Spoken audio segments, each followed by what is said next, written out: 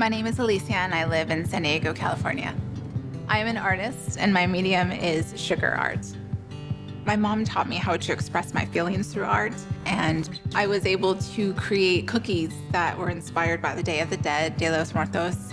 Dia de los Muertos is a day to honor your ancestors and people you love who have passed away. It's just about remembering the impact that person has made on you, and I think that's the most beautiful part of the holiday.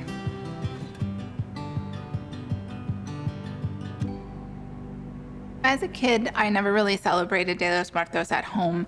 It wasn't something that my parents were taught. I was very interested in it after seeing it on a special on TV and wondering why I didn't celebrate it. And this was all when I was in about junior high school. As a kid, I would have my own little baby altar in my room. I started doing the cookies probably in 2018. The one big tradition that I think a lot of people have is actually decorating sugar skulls. So I thought, well, why can't we decorate cookies? Hey, Olivia, you want to come bake with me? So I usually make my cookie dough a few days ahead because when we roll it out, the dough has to be nice and cold. These ones are going to be pan de muerto. Do you know what pan de muerto is? What? Bread for our ancestors. And as we bake the cookies, we kind of have to let them sit overnight just to kind of settle because they're too soft to decorate. And then the next day, what we'll do is go ahead and cover them with the initial icing and then let that completely dry for another day. So I first applied the royal icing onto the cookie, and then I attach the fondant piece to that. So the royal icing kind of acts like a glue. And then the third day is when we actually put some paint and some little doodads on them. And once we put them all together, we have to let them dry another 24 hours. So that way we can go ahead and add them to our altar, because if you have them on there too soft, everything will start to fall off of it. I just think the process is fun, and it might take 3 to 4 days, but they're patient because they know they get to eat lots of cookies. My daughters grew up around me baking all the time, so I think they were just used to me making art out of baked goods. So this was something that I think they watched, and then I would always ask, hey, can I paint one? And I would always make extra cookies for them to do it on the side, and that was just something that they loved. Well, you guys did an amazing job. Our ancestors would be so proud. My dad recently passed away, so I kind of took my mom in. It's been so amazing to have her with me and my daughters. Are they good? Yeah, they are. Yeah. You live this. My older daughter, Ella, who's 13, she has autism. A little bit of challenges, but so creative and so inventive and just an amazing ray of light. But Ella has always had issues with death. She doesn't seem to understand it. And I think talking about Dia de los Muertos is helpful for her to understand that family just doesn't go away. They go to a place where they all can congregate and have family time with the other ones that have passed on.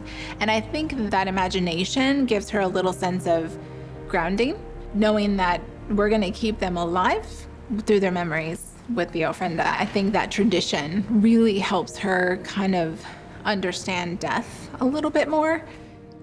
So an ofrenda is an altar that is set up for Dia de los Muertos so we can call on to our ancestors and have them come and visit and enjoy. We bring out a lot of little trinkets, like my dad, he's a veteran, so we often have American flag on there for him to honor him. We also have his famous aviator glasses that we put on there. Once we bring out those trinkets, the memories just start to really flow. The Day of the Dead celebration was definitely something that really connected me to my ancestors. And I think my parents didn't really realize it until they retired and moved to San Diego with me, when they started to see my little altar. And my dad was really taken back by it, by seeing a picture of his mom. But as the years went on and he saw how excited my girls got about the Day of the Dead and how much they knew about it that he didn't know, I think made him realize that there was a connection. Like how my daughters knew all these stories that he's like, oh, I didn't know you knew I lived in San Francisco, or even knowing his mom's name or his dad's name. But that excitement that came over his face is that, wow, my grandchildren know my parents, which they have been gone before they were even born. And I think that was an aha moment for him. I really do. He had asked me before he died, don't forget to put my picture next to my mom. I think it actually helped my dad through his transition and death. It made him feel a lot safer when my dad passed, my outer family, they all decided to build ofrendas. And that felt really good to see their ofrendas and seeing my dad on them. I think my dad definitely felt that he wouldn't be forgotten.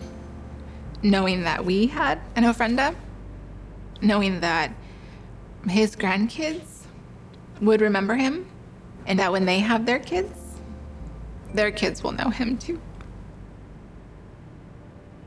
I guess I'm just really proud that my interest from when I was a little kid just grew, and I'm grateful for the connection that it's brought to me, and I'm excited for my girls to maybe have the same connection when they get older.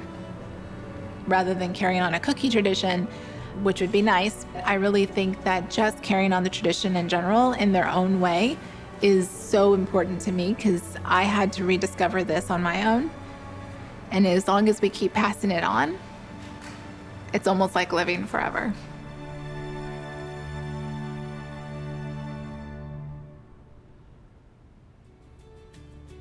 Thanks for watching. I love sharing all my family traditions with you all. Don't forget to check out the other episodes of the series. And thank you so much to Target for this opportunity.